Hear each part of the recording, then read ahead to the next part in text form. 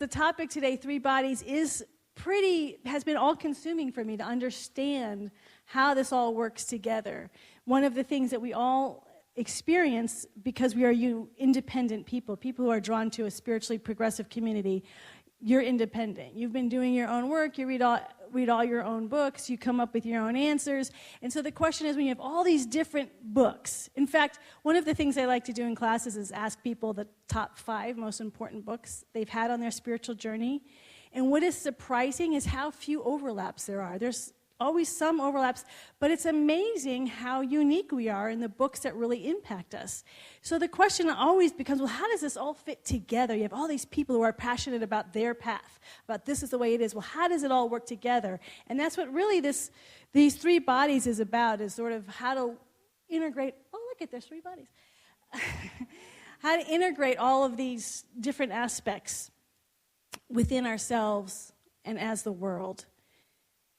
Again, reminding you that we are the chief executive officers of our journey. And one of the things, if you're the CEO of your own business, you got to know what's going on, right? You want to know what's happening in all the departments. And then if one needs a little bit more attention, we need to be conscious of that. It's very hard to be a good leader if you don't know what you're being a leader of.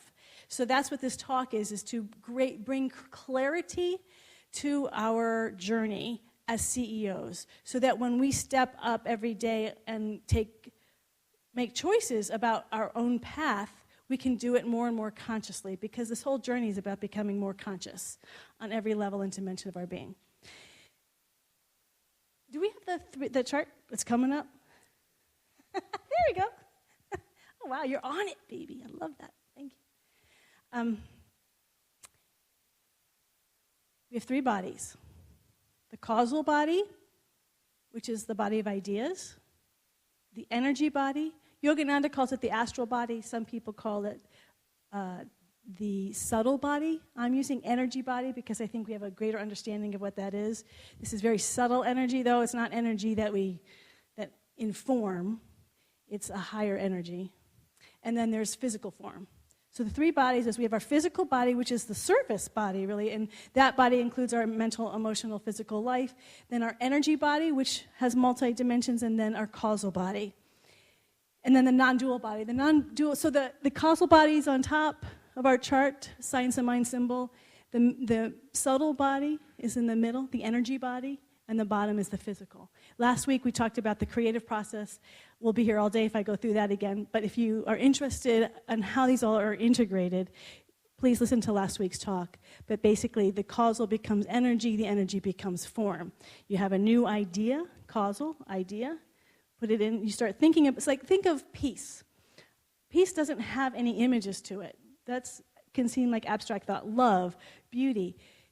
But then as we start creating images in our head, so they're not yet in form, well, what would peace look like? And then we create images in our head and feelings. Now we're in the energy body. And then the physical is when we actually experience it in physical form. That's the creative process, made simple. But it's not just the creative process. These are actually bodies that we have, that we inhabit. And it's about becoming more and more conscious of these bodies and activating them where they feel they need support and help. So I'm not going to focus on the physical body because we are in a world of the physical, and we have wonderful schools to help our mental body. You can do a lot of emotional work, although all of this, they're all connected and physical. So we know about that and taking care of your finances, and we know how to deal with things on the physical plane. By the way, when Jesus died in the 3 days, the metaphor is he died to his 3 bodies. That's the 3 days. That's a metaphor. So he died to his physical body, then he died to his energy body, then he died to his causal body, and then transformed into the great oneness of all life, and yet a unique emanation. So that's the resurrection, was the resurrection from all 3 bodies. Many of us do work, many people do work before I say that, let me do the overarching theme. The overarching theme is freedom and intimacy on our spiritual journey. If we have all this freedom, we are the vast cosmos, but we don't feel connected, there seems to be something missing. We miss intimacy. But if we're only feeling intimacy and we don't know the freedom, then that intimacy can start feeling like a prison. So ultimately, we want freedom and intimacy. So that's the overarching theme of our spiritual journey, is to have total and complete freedom, and yet that incredible intimacy where we feel absolutely in love, connected, and one with all aspects of creation. So another way of saying that is we want to transcend and include, not transcend and exclude. So you'll see that as we go along. So a lot of work that many people do on their spiritual journey is around energy. Because actually, this subtle energy is pretty, if we start putting our attention on it, we can tap into it pretty quickly. So if you're doing a Qigong class or a Reiki class or Tai Chi or yoga, I'm trying to think of all the big things that we do, the oneness blessing, we can start feeling that energy moving through us. We can feel energy swirling around. Some people see auras. Some people see lights. I had someone in my community years ago who was a psychic and saw energy all the time.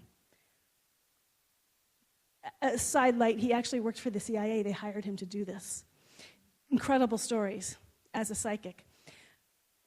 So he actually did workshops where he taught people how to see auras. He said anyone can see them, you just have to train yourself. So energy, if this is something you want to move into, in Kundalini yoga, Kriya yoga, if you're Yogananda, I was reading him earlier today, a lot of people have him as a teacher. That's the same thing as Kundalini, you're moving energy up and down. That's all subtle energy, that's all the energy body, this middle part. If you talk about heaven, if you hear about near-death experiences, mostly what you're going to be reading about is that energy body. The reading today, and if you read chapter 43, and he's describing the energy world is what most of us would consider heaven. When people describe what happens on their near death when they go to the other side of the veil. What they're describing is this energy world. And what Yogananda is describing is this vast, much bigger than this physical, not just our planet, but the physical cosmos. It's even way bigger than that and way more powerful than that. And we like it because we can understand it. We can have connection with it. The problem with the divine in the highest levels, it's so subtle, we feel like we can't connect with it. So every night, we have an experience of dreams. That's energy body. So when you're thinking about your dream life, just like it's how you experience near-death experiences dream life, you can move around more easily in the dream life, and all you have to do is change your mind about something, and then you're doing something else, and you're changing form. That's the energy body. Energy body is very fluid. It metamorphoses. There's shape-shifting, all these incredible things, and people in the physical form can start tapping into that shape-shifting energy. So on the one hand, it feels really like crazy, but on the other hand, if you do work, it doesn't seem so crazy because we all have, right now, you all have this energy body. Heart math, for those of you who do heart math work, that's the work. You can actually see the tangible evidence of working with your heart energy and how impactful it has in the world around us. It has that electromagnetic waves that pour forth from us. It's alive in all of us right now. And so when we're doing this energy work, the spiritual seems not so far away. Nature is a wonderful example of opening us up to energy, people feel energy around nature. So it feels very live and not abstract. So that's why a lot of people do energy work on some level. It's also where a lot of stuff is held, our emotional stuff, emotional patterns. I was talking last week about this energy world that holds all the human emotion and experiences that have ever existed. It's like this field of infinite experience. Carl Jung called it the collective unconscious.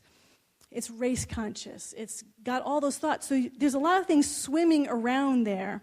So as much as there's a lot of energy and we can feel into that energy, there's also a lot of stuckness there. There's a lot of fear in there. And so the reason why we're doing the energy work is to unblock those energy blocks. We can only do so much in the human realm. We got to go to the energy level to start shifting those blocks. Now, what any mystic will tell you is not to get stuck here. So what happens is people start doing this energy work, and it feels so good. It's not a little thing. It's way more powerful than anything you experience on the physical realm.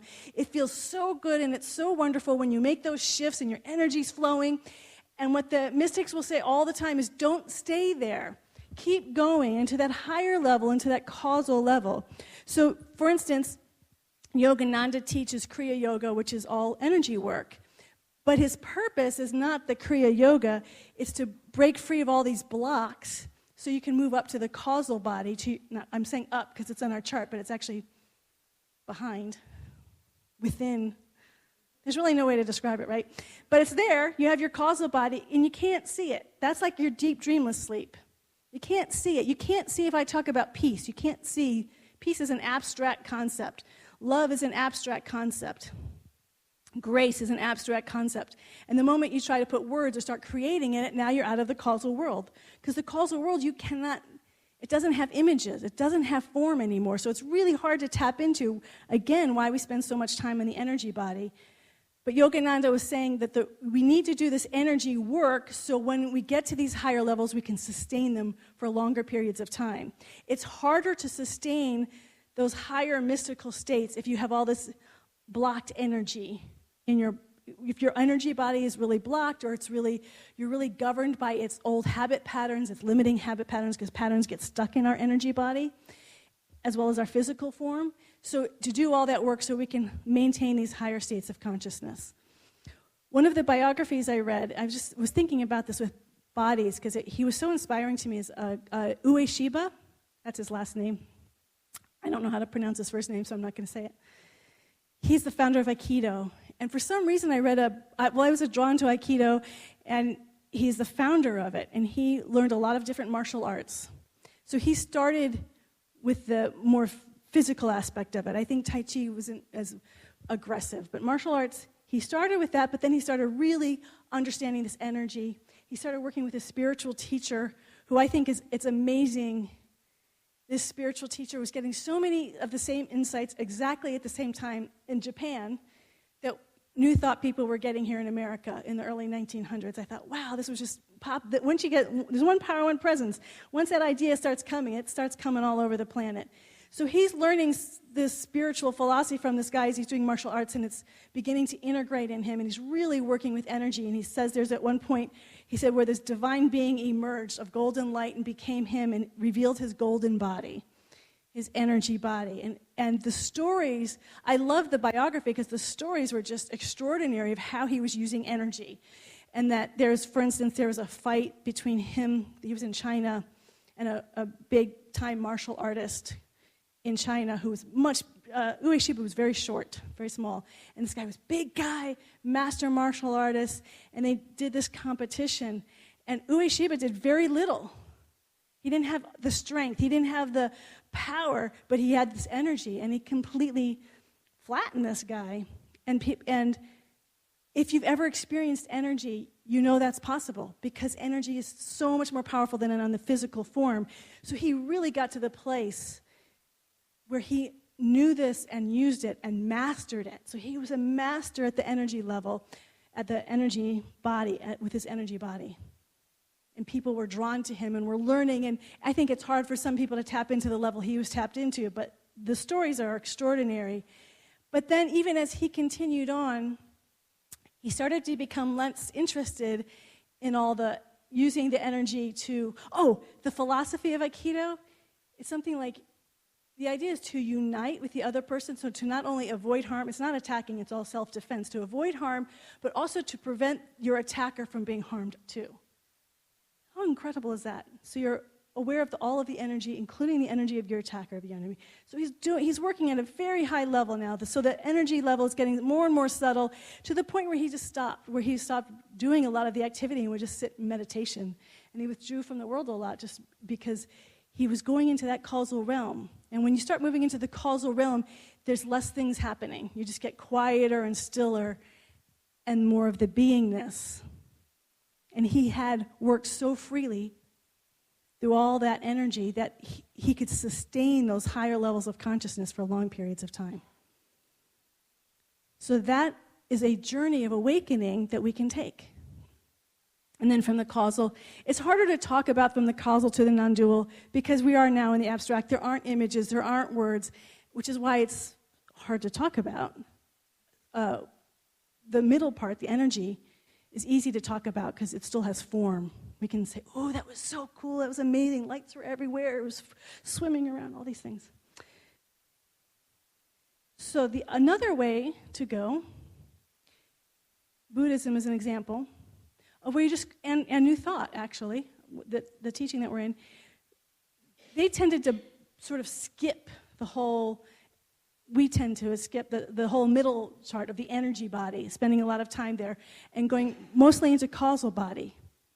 Let's go straight to causal body. Let's just know the truth. Let's just know the truth of beauty, of harmony, of joy, and just be in that, I know this idea, causal, of beauty. I know this idea of peace, and I'm going to continue to hold the idea of peace or beauty, and from holding that idea, it will create this energy will create the form of beauty and bring it into our world. So you'll see a lot of that in the New Thought teachings of really staying up here at the causal level.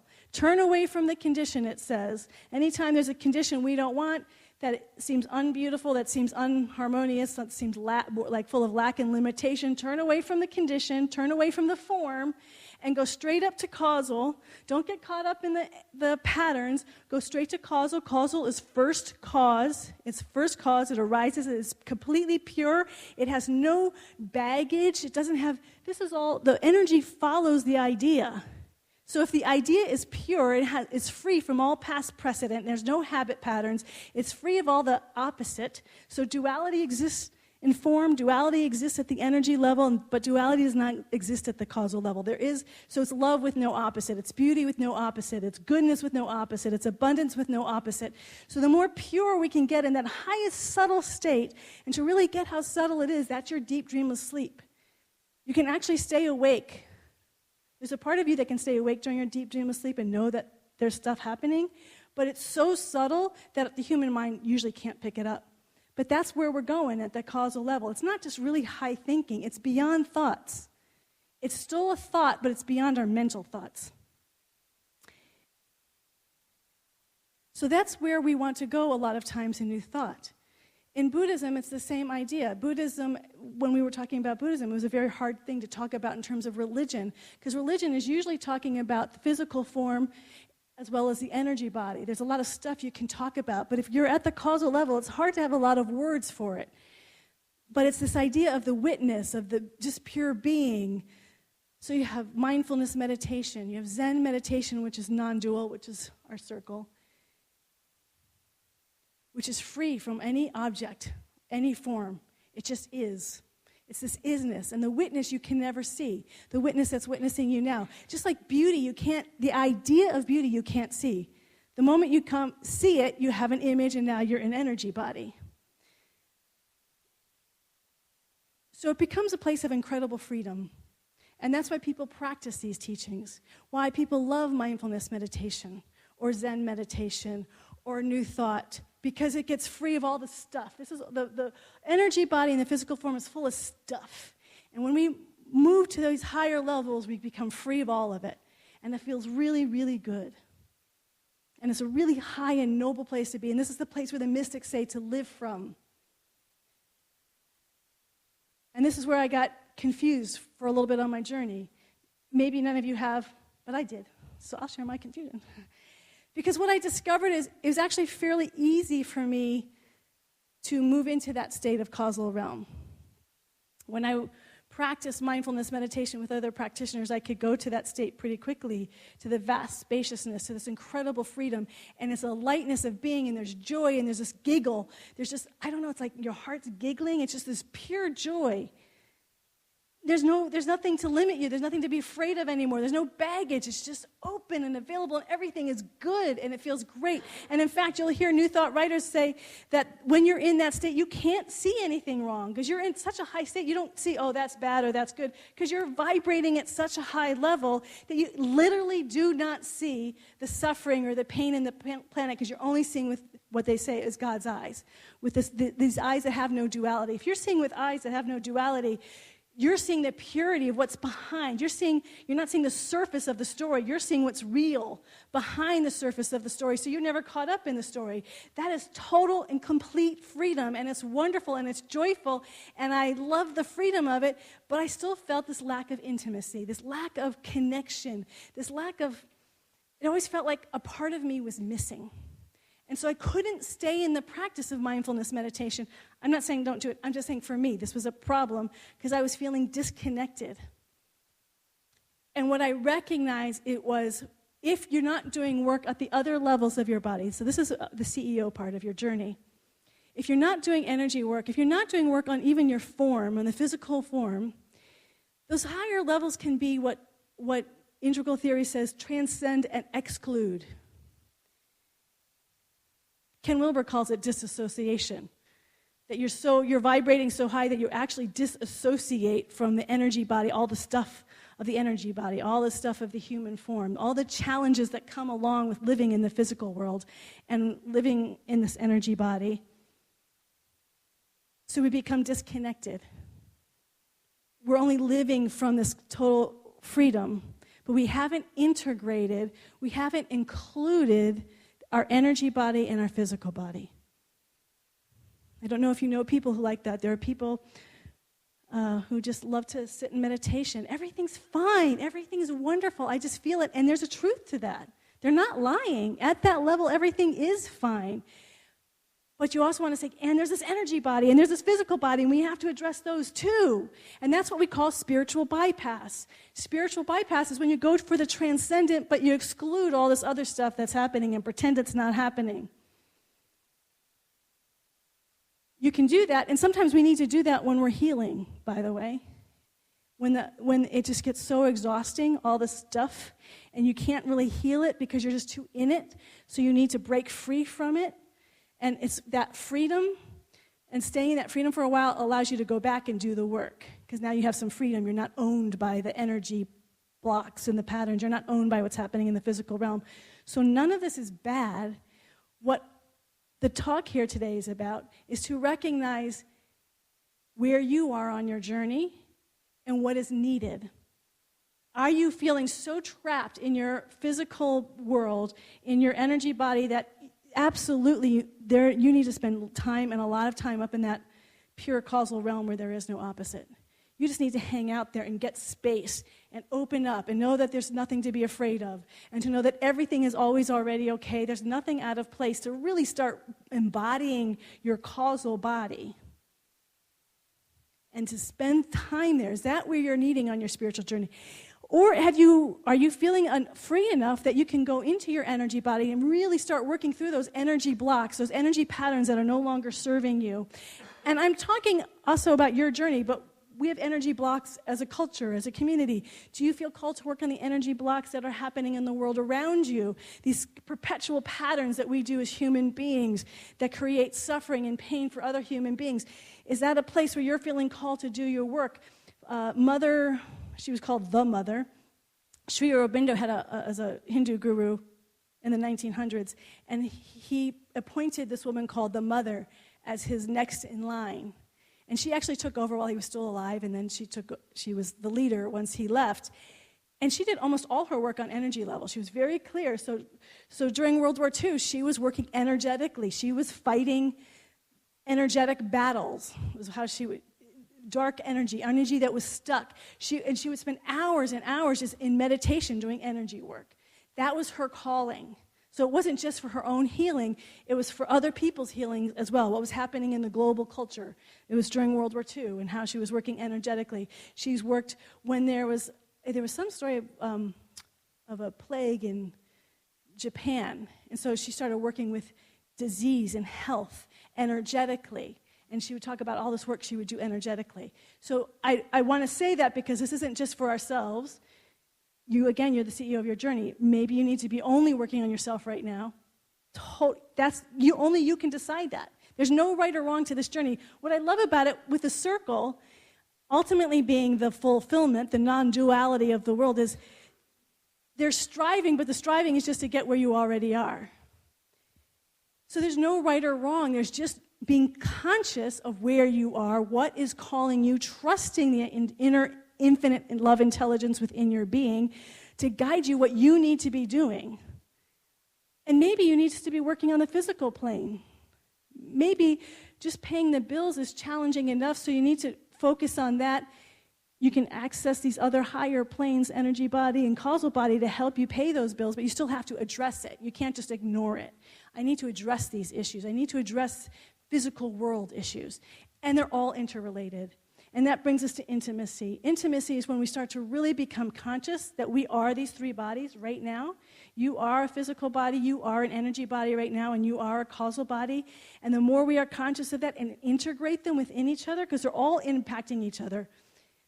The challenge with this science and mind symbol is it feels separate. Those are big, thick lines, right, between them. There's not big, thick lines between these. These three bodies are all activated within us now and impacting one another. The causal body is impacting our energy body is impacting our physical form.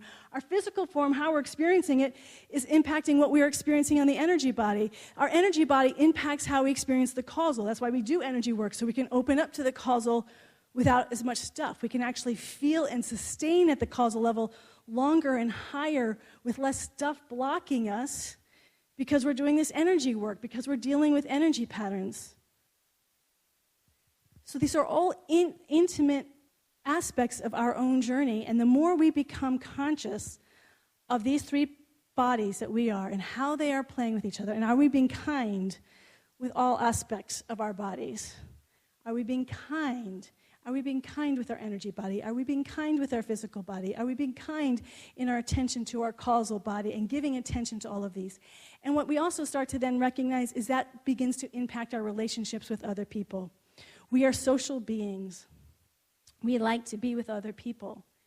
If we're connecting with people purely on the form level, the physical form level, we might get a lot of joy just because it's fun and playful, but it might feel like it lacks depth.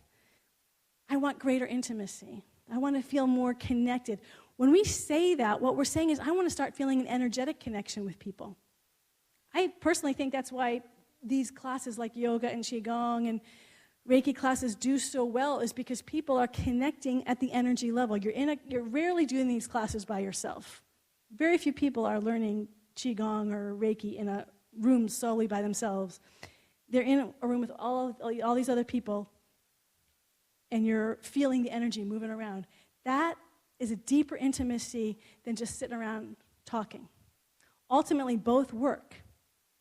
And then at the causal level, that's why group meditation, there's something that feels so good about group meditation, and that's because we're meeting at the causal level. Hopefully when we're praying here together, when we're talking about spirit, there's some moments of just touching that causal body within ourselves, and the moment we touch it, we start feeling a deeper connection with everyone we're in the room with.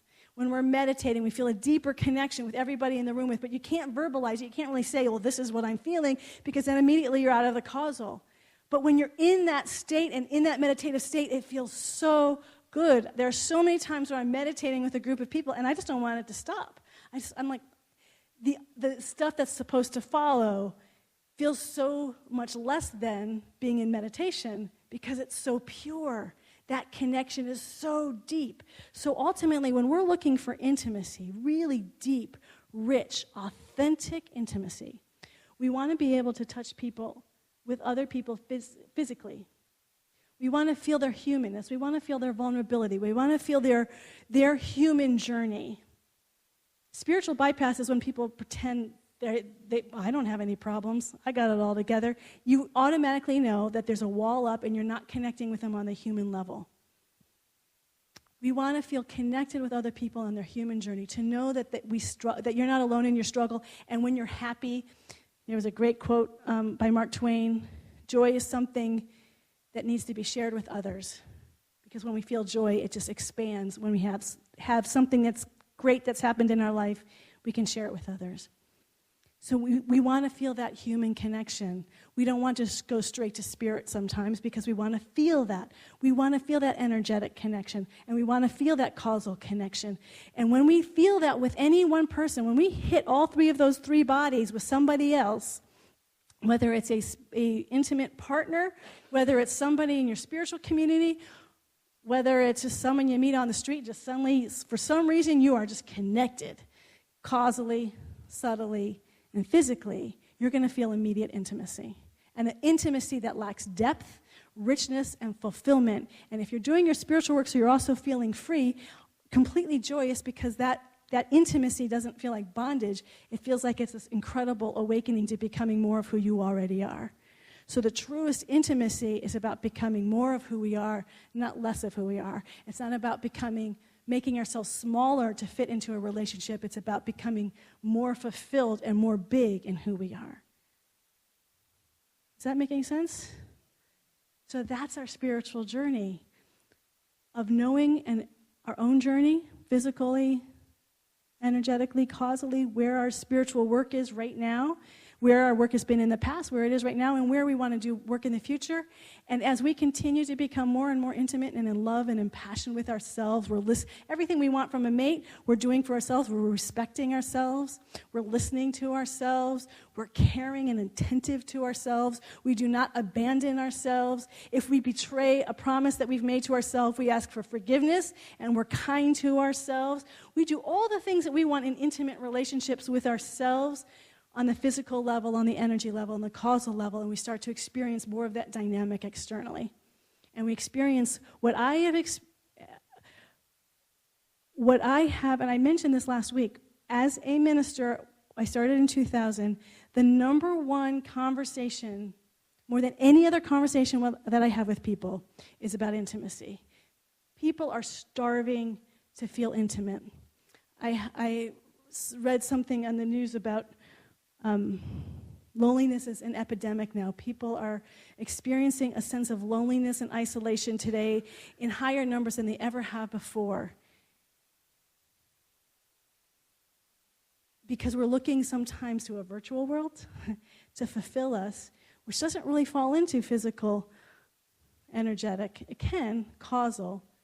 But if it's not hitting those three bits, we're going to feel lonely. So the more conscious we can become about our own journey, about being our own greatest intimate partner with our three bodies, we're going to experience deeper and deeper intimacy in that world outside of us. We have our home groups. It's what makes home groups so great. Because in home groups, what are you going to be doing? Praying and meditating together, as well as talking about what's happening in your human life. You're going to be hitting these three bodies. So suddenly this intimacy starts to evolve at such a deeper and richer level with people that when you start, you might not know very well. But because we're tapping in consciously to these three bodies, we feel that intimacy.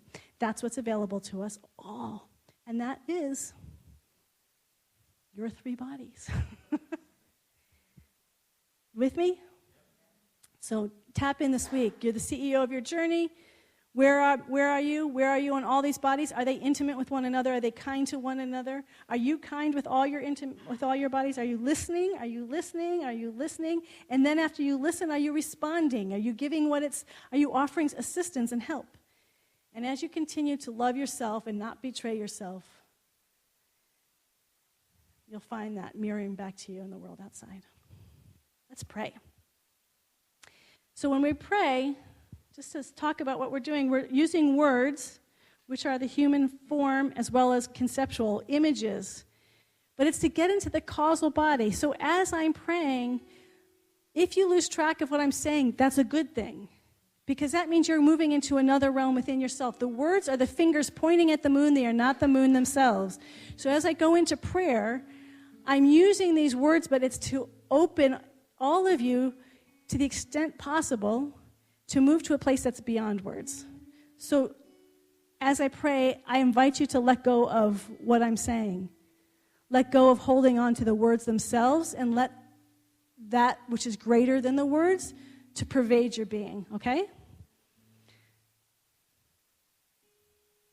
And so these words describe what is. And what is there is a divine, infinite, and eternal presence, a transcendent being that includes all time and space, that includes all form, physical form, energy form, and yet transcends all of it. This beingness is perfection, where there is no opposite. It is divine right order. It is harmony. It is beauty. It is abundance. It is peace. It is joy. It is love. It is love. It is love, where there is no opposite. It does not come and it does not go. It is not limited by any condition or circumstance in form. It transcends all form. It is free from all conditions and circumstance. It is free from all past habit patterns. It is free from everything that we think that we know. It is beyond that. And yet it is closer to us than our very breath. It is our causal body that is who we are. We are that presence and that power of love, of peace, of joy, of creativity, of clarity right now. We are it. It is birthless and it is deathless. It does not come and it does not go. It is always already fully enlightened and awake. It knows exactly who it is. As us, unwavering, there is no fear. There's nothing to fear. There's only this one power and this one presence. And we are it now. That is an actual reality. This causal life is who we are now. It is here, vibrating and pulsating beyond what we can even humanly imagine.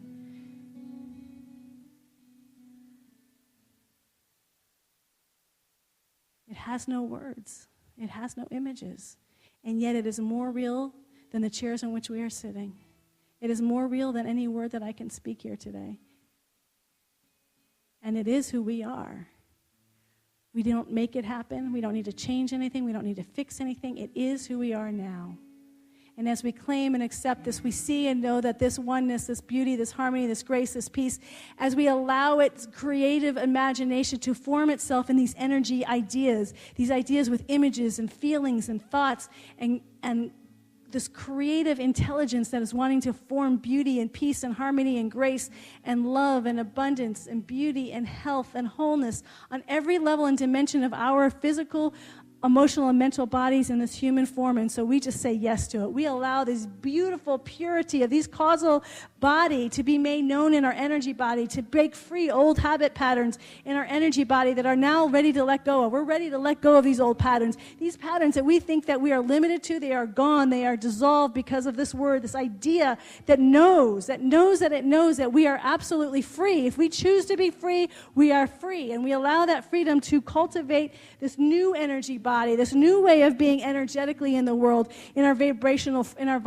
frequencies, in our electromagnetic waves of freedom and vibratory energy. And as that energy, we move into form, knowing that we are absolutely free then in form, that we are unlimited, fully graced as peace, as beauty, as harmony in this physical form. We see and feel its results in manifestation in our physical body, in the physical life of our affairs, of our financial life, of our work life, of our creative life, of our relationships, of every relationship, whether it's with a cashier at a store or the most intimate friends and family in our life. It is pulsating and vibrating, this love, this intimacy, this freedom in every area of our life. We have clarity. Any places where we are stuck and we need to make decisions, that purity of clarity where there is no opposite is pouring through energetically into our form, and that clarity is ours now, collectively as well as individually, collectively as a community, collectively as a world. That clarity is pulsating and vibrating in, through, and as every atom and cell of creation, and we just continue to say yes,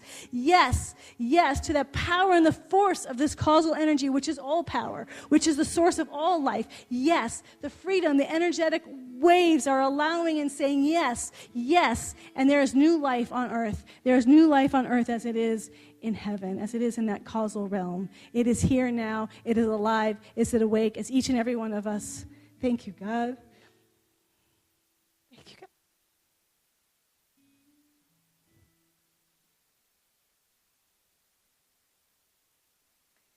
Deep abiding peace and everlasting joy. Just let this word be now. And so it is. Amen.